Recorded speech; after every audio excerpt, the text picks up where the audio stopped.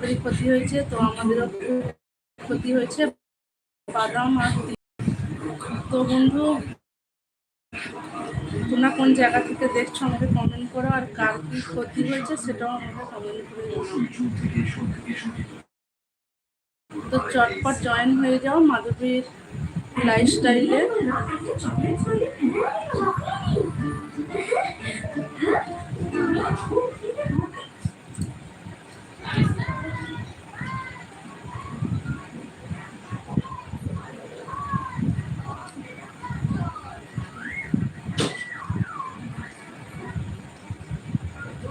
কপারটা একটু দিয়ে দাও তো।